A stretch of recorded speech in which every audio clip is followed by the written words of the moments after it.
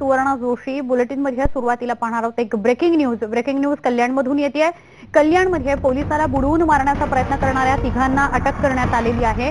पोलिसांनी 3 आरोपींना अटक केलेली आहे. मुख्य आरोपी अजूनही फरार आहे. पोलिसाला बुडवून मारण्याचा प्रयत्न करण्यात आलेला होता. अधिक माहिती घेऊया आमचे प्रतिनिधी सुरेश काटे यांच्याकडून. सुरेश, काय नेमकं घडलंय? 3 आरोपींना पकडण्यात आलंय. मुख्य जो आरोपी आहे तो मात्र अजून फरार आहे.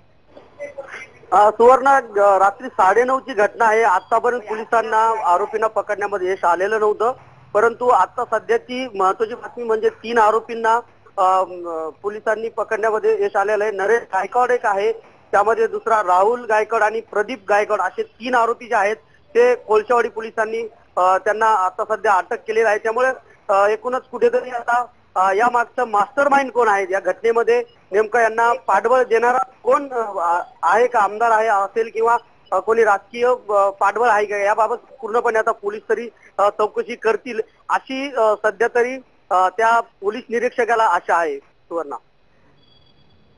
सुरेश, गणपत गायकवाड यांचे समर्थक होते ही सगळीजण असं कळतंय, काही त्याविषयी अधिक कळलंय? गायकवाड आमदार जे आहेत त्यांनी स्पष्ट नकार दिलेला आहे की हे जे कार्यकर्ते आहेत कुठल्या प्रकारचे नातेवाईक किंवा कुठले समर्थक नाहीत, अशा पद्धतीची त्यांनी स्पष्ट त्यांची भावना व्यक्त केलेली आहे. त्यामुळे कुठेतरी आता प्रश्नचिन्ह निर्माण होतं की जर अशा पद्धतीचे सामान्य जर मंडळातले तरुण असतील ते पोलीस अधिकाऱ्यांना जर मारतात तर कुठेतरी यांना राजकीय पाठबळ असू शकतं, असं तरी एकूण हे चित्र आहे. त्यामुळे आता जे आरोपी पकडलेले आहेत त्यांच्या तपासामध्ये निष्पन्न निश्चित होईल की नक्की हे आरोपी कोणाचे आहेत समर्थक.